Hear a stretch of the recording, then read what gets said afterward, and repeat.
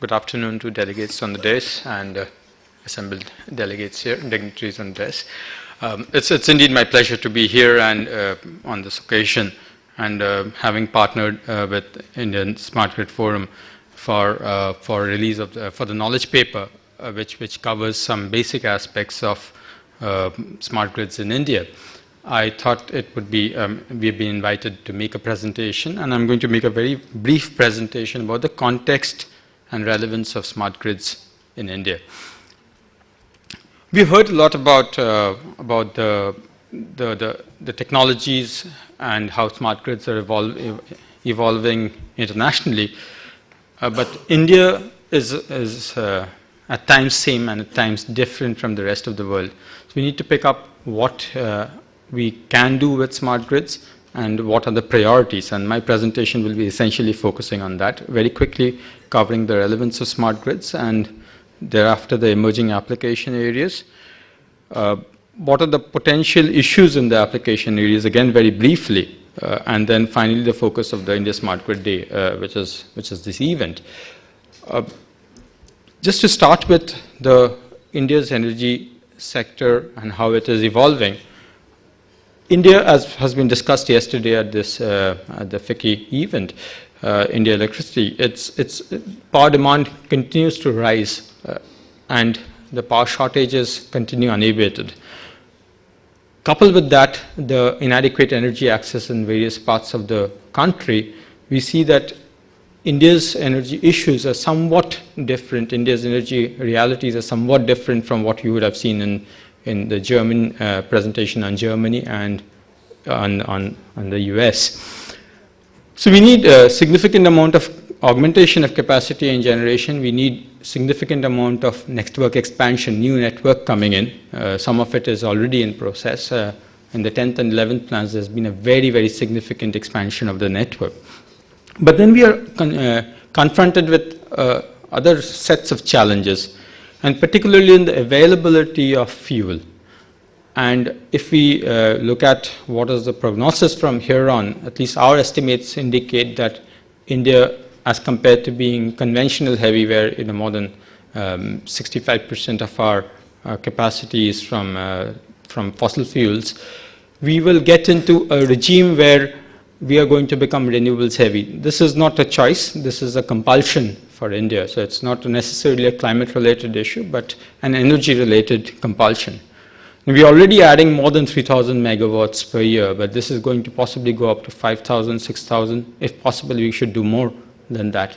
Now that will bring its own challenges. So not only we are now confronted with a demand side challenge where we have inadequacies, but on the supply side, renewable energy primarily being of the variable kind, including wind and solar, will place enormous amount of challenge on us. And this is something where I think we can draw a lot of parallels from Germany. Though Germany did it by choice, we have actually a compulsion to get in over there. The next is on operational efficiency, which possibly US, Germany, Japan doesn't face, but we do, where our T&D losses are of a very high order, and in fact sometimes we often don't know how much it is. But irrespective of the actual value, it's very, very high. So smart grids over here not only has to look at the other functions which are carried out in the rest of the world, but has to primarily focus heavily on improving operational efficiencies. And there is a need for measurements and controls which are of quite a different magnitude as compared to the rest of the world.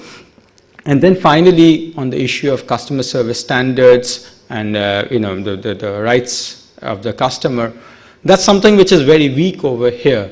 And when we go into really building the next generation grid, we have to very carefully focus on what are the customer's interests, how we involve him in the process of innovation. All of that becomes very, very important. So in many ways it's the same, many of the ingredients are same, but actually the priorities and the focus could be somewhat different from the rest of the world. So the paper which you will get an opportunity to read, and you'll see that there are some areas of focus which have been brought out in that as far as India is concerned. electricity distribution remains the overwhelming focus. But not just electricity distribution, there are several other things which are associated in the process which have to be focused upon. Dr. Egon mentioned about energy market, electricity markets and energy markets on the whole. That is an evolving institution in India and doing quite well. And the entire electricity system has to interface even more closely with the energy markets. Not only the energy markets, even the environmental markets. We have a vibrant environmental market coming up in the form of renewable energy certificates, in the form of PAC certificates. So that information base which will drive these markets will be derived from the grid itself. And smart grids will play a very, very important role in that. Renewable energy I've already talked about. Energy storage, at some level, it's going to become very, very important. It's very expensive at this point of time for us. But as technologies evolve and the need for the grid evolves, energy storage will become a theme. Transport, electric vehicles is already in focus because we have a national program on that. But even we are going beyond the conventional contours and looking at public transport, electric vehicle driven public transport, possibly that's going to be a theme which will emerge. And then finally, industrial energy efficiency and building energy efficiency. The commercial building stock in India is growing very, very fast. So grids have to integrate effectively with the commercial building stock in a manner that's much more smarter than in the past. So that's where all the issues and the applications have to be looked at very, very carefully. I have already talked about it. I'm not going to take more time in looking at individually these subjects. Only thing I would want to say over here is that the smart grids, the application of smart grids goes way beyond electricity distribution. But if you look back at it, and that's where we have to start.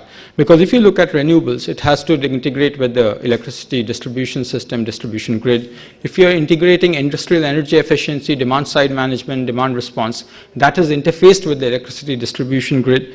Even if eventually when we go into electricity storage and transport and other applications, they have a very close integration with the electricity distribution grid.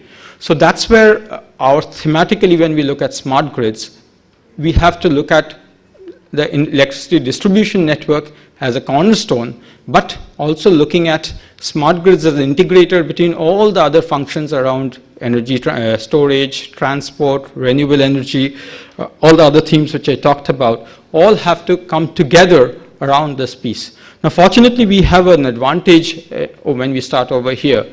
The RAPDRP program has created a very good and strong base for starting up from there. It is not the be-all and end-all of smart grids, nor was it designed for being that. But having said that, it has created such a wonderful background infrastructure that if we start leveraging that and building around that, including all the themes which I was talking about, and those are the themes which are talked about in the paper as well, then it does give us a wonderful avenue to take the whole process forward. So I think that's something where we must use that advantage to our maximum. The paper talks about the various aspects which are discussed, which I have briefly touched upon. It talks about the issues. It provides certain suggestions, but that's not the last word in any of this. What will eventually happen is that we will go way beyond this, but then we have to evolve. And this conference and the associated activities around that hopefully will be an important step in that process. So the focus on the smart grids is to kind of look at all these things, regulatory aspects, which are very, very important. We are fairly primitive in our regulatory approaches, so we have to take that forward. Cybersecurity will become an important issue because the way the grids are integrating, yet we have inadequate control. Cybersecurity will be an important issue. Communication, interoperability, all of those related themes will become very, very important. Electric vehicles I've already talked about. We need to look at the policies around that. Network reliability, loss reduction. So these are themes of the conference. These are themes which are discussed in the paper. And we hope that you will find the paper useful. Hope that you'll find these 2 days useful for you. And hopefully this will be a good forum to take all these actions forward. As a part of our work on the PACE-D program, we are working as a part of a consortium which is working with Government of India closely on the issues of smart grids and taking the process forward in the next 4 to 5 years where this program will be operational. And it does appear that there is a very strong push towards this, and I'm fairly confident that we are going to see a transformational change over there, even if it's not revolutionary. Given India's energy context, what smart grids can bring together in an integrated manner can be quite transformational. So with that, I will end over here, and thank you very much, and wish you a very good 2 days over here.